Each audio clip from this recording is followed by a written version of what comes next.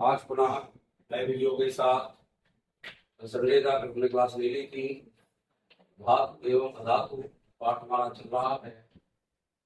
इसमें मैंने बहुत सारी चीजें आपको बता दी हैं और शायद आपने तैयार भी कर ली होंगी। यदि आपने तैयार कर ली है तो बहुत अच्छी बात है और इसको आप देखते जाइए ताकि आपको यह पाठ में दिक्कत ना हो, इस पाठ में कोई प्रॉब्लम ना आए। इनको अच्छे से देखें और पढ़ने का अभ्यास करें, इससे आपको समस्या ना हो। जैसे क्वेश्चन आता है सोना, चांदी और प्लेटिनम। प्लेटिनम धातुओं का उपयोग आभूषण बनाने में क्यों किया जाता है? ये क्वेश्चन बहुत इंपॉर्टेंट है। ये चूंकि सोना का सिंबल जो मैंने बताया था आपको एयू होता है, चांदी का सिंबल एजी होता है, प्लेटिनम का सिंबल पीटी होता है। ये आपको सिंबल यानी इनके प्रतीक भी बनना चाहिए। एयू मैंने बताया था आरंग से बनता है, एजी जो है अर्जेंटम से बनता है और प्लेटिनम जो है हमारा प्लेटिनम से बनता है। इस प्रकार से ये आपके जो तत्व है इनका उपयोग आभूषण बनाने में क्यों किया जाता है, तो ये आपको पता होना चाहिए। जैसे प्लेटिनम, सोना और चांदी अत्यंत क्षीण क्रियाशील धातुएं होती हैं। कैसी होती हैं? अत्यंत क्षीण क्रियाशील धातुएं होती हैं। जो अत्यंत क्रियाशील क्षीण होंगी तो इनका संचारण नहीं होता, यानी इनमें किसी प्रकार का जंग नहीं लगता है। और जब इनमें संचारण नहीं होगा तो निश्चित रूप से इनका उपयोग हम आभूषण बनाने में करते हैं। आपने देखा होगा सोने के भी आभूषण बनते हैं, चांदी के आभूषण बनते हैं, प्लेटिनम के भी बनते हैं। इनका उपयोग आभूषण बनाने में इसलिए किया जाता है क्योंकि ये अत्यंत क्षीण क्रियाशील धातुएं होती हैं और इनका संचारण किसी भी स्थिति में नहीं होता है। संचारण ना होने की वजह से इनका उपयोग हम आभूषण बनाने में करते हैं। ये आपको महत्वपूर्ण है। आप थोड़ा सा क्वेश्चन को अच्छे से देख लें। अगला क्वेश्चन आता है तो बन जाएगा क्वेश्चन, प्लेटिनम, सोना एवं चांदी का उपयोग आभूषण बनाने में क्यों किया जाता है? ये क्यों वाला क्वेश्चन है, इंपॉर्टेंट है, इसको अच्छे से आप देखें। अब आता है सोडियम, पोटेशियम और लिथियम। सोडियम का सिंबल होता है Na, पोटेशियम का सिंबल होता है K। सोडियम, पोटेशियम और लिथियम को तेल के अंदर संग्रहित किया जाता है और लिथियम को तेल के अंदर संग्रहित माने इकट्ठा किया जाता है। आखिर ऐसा क्यों करते हैं? तो आप ध्यान रखिए, ये जो सोडियम हो, चाहे पोटेशियम हो, चाहे लिथियम हो, अति क्रियाशील धातुएं होती हैं। कैसी होती हैं? अति क्रियाशील धातुएं होती हैं और वायुमंडल की नमी से ये क्रिया कर सकती हैं। इसलिए इन्हें बचाने के लिए तेल में संग्रहित किया जाता है। मैंने सोडियम को पहले बताया था कि सोडियम को मिट्टी तेल भिगोकर क्यों रखते हैं? तो तीनों धातुएं क्या होती हैं? अत्यंत अभिक्रियाशील। कैसी होती हैं? अत्यंत अभिक्रियाशील होती हैं और क्रियाशील होने की वजह से हम इनको क्या करते हैं? ये नमी एवं आर्द्रता से तुरंत क्रिया कर लेती हैं और नष्ट हो जाती हैं। इस कारण हम इन धातुओं को तेल में संग्रहित करके रखते हैं। एक क्वेश्चन नोट कर लें, सोडियम, पोटेशियम और लिथियम को तेल के अंदर संग्रहित किया जाता है। आखिर क्यों? नोट कर लिया होगा, आप आंसर में लिखेंगे सोडियम, पोटेशियम और लिथियम धातु अत्यंत अभिक्रियाशील धातुएं होती हैं जो वायुमंडल की आर्द्रता या नमी से क्रिया कर लेती हैं, इसलिए इन्हें बचाने के लिए हम इन्हें तेल में संग्रहित करके रखते हैं। ये ध्यान रखिएगा।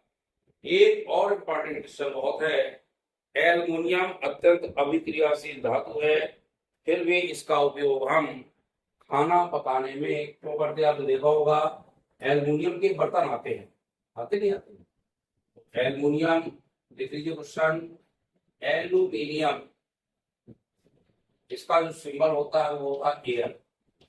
एल्युमिनियम अत्यंत अभिक्रियाशील धातु है, फिर भी इसका उपयोग खाना बनाने के बर्तनों के रूप में क्यों किया जाता है?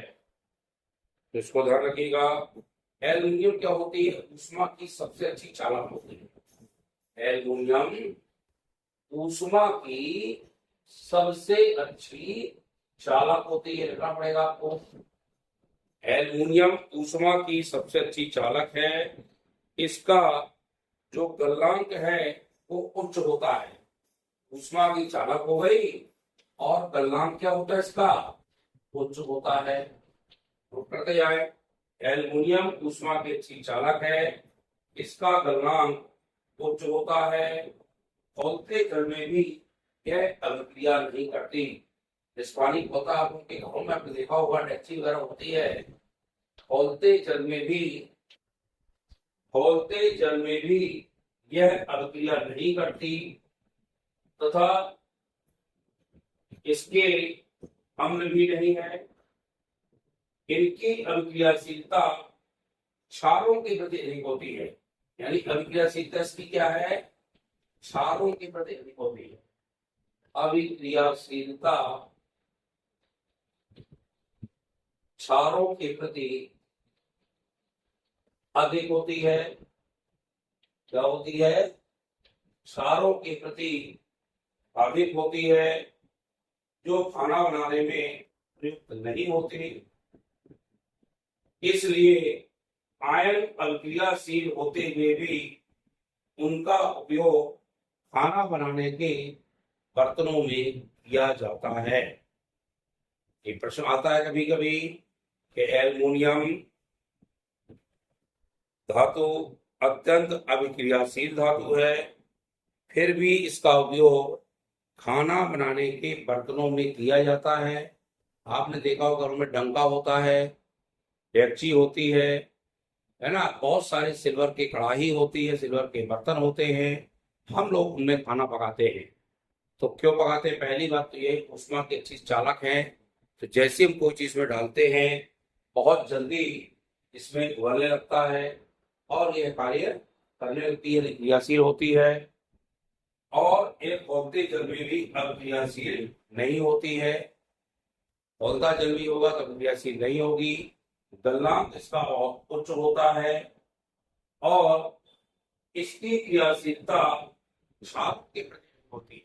इसके प्रति क्षार जितने भी हो, चाहे कोई भी क्षार हो, क्षारों के प्रति अधिक होती है, जो खाना बनाने में प्रयुक्त नहीं होते।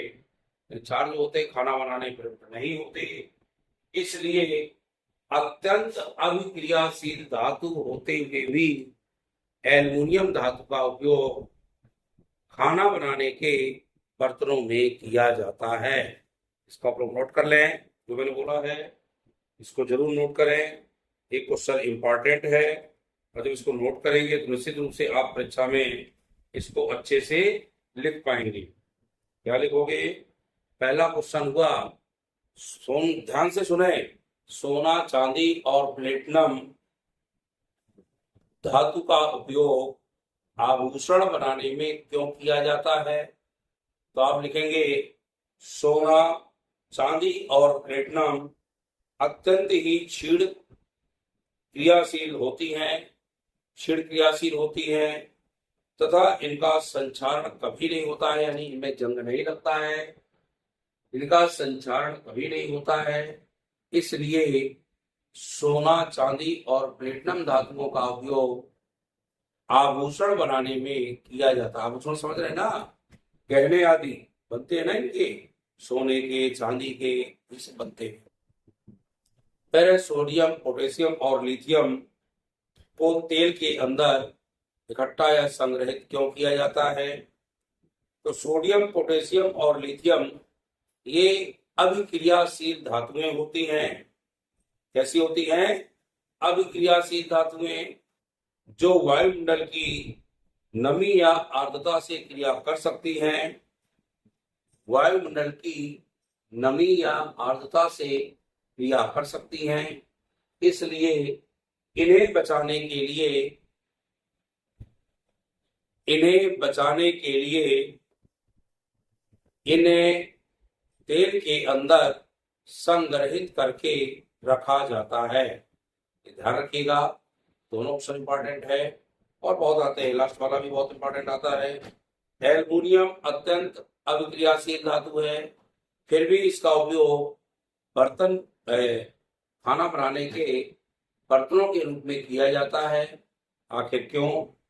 तो लिखेंगे, सबसे ऊपर लिखा है एल्युमिनियम ऊष्मा की सबसे अच्छी चालक होती है। इसका गलनांक भी उच्च होता है। कैसा होता है? उच्च होता है। यह खौलते जल में भी अभिक्रिया नहीं करती है, यानी एल्युमिनियम खौलता जल होगा तो उससे उससे अभिक्रिया नहीं होगी, तथा हल्के आयनों में भी कभी नहीं होती। इनकी क्रियाशीलता क्षारों के वृक्षों की अधिक होती है जो खाना बनाने में प्रयुक्त नहीं होते हैं। इसलिए एल्युमिनियम धातु का उपयोग खाना बनाने के बर्तनों में किया जाता है। इंपॉर्टेंट क्वेश्चन तीनों हैं, वो आपने नोट कर लिया होगा, ना किया होगा भी नोट कर लें। अगला है निष्कर्षण प्रक्रम में कार्बोनेट एवं सल्फाइड गैस को ऑक्साइड में परिवर्तित किया जाता है। क्यों? हम निश्चित रूप से आपको पता है जब निष्कर्षण करते हैं तो कार्बोनेट हो चाहे सल्फाइड गैस हो, मैं बता चुका हूं, कार्बोनेट का सिंबल होता है CO3 माइनस, सल्फाइड होता है। कार्बोनेट एवं सल्फाइड गैसों को निष्कर्षण में ऑक्साइड में परिवर्तित इसलिए किया जाता है क्योंकि ऑक्साइडों का अपचयन करने के बाद ही, जब हम ऑक्साइडों का अपचयन करेंगे तभी हमें धातु प्राप्त होगी। यदि हम ऑक्साइडों का अपचयन नहीं करते, ऑक्साइड को ऑक्साइडों का अपचयन नहीं करेंगे तो हमें धातु प्राप्त नहीं होगी। यानी कार्बोनेट हो चाहे सल्फाइड गैस हो, इसको हम सबसे पहले ऑक्साइडों में परिवर्तित करते हैं और ऑक्साइडों में परिवर्तित करने के बाद ही इसमें क्या होता है, इससे धातु बनाई जा सकती है, यानी धातु इकट्ठा की जा सकती है।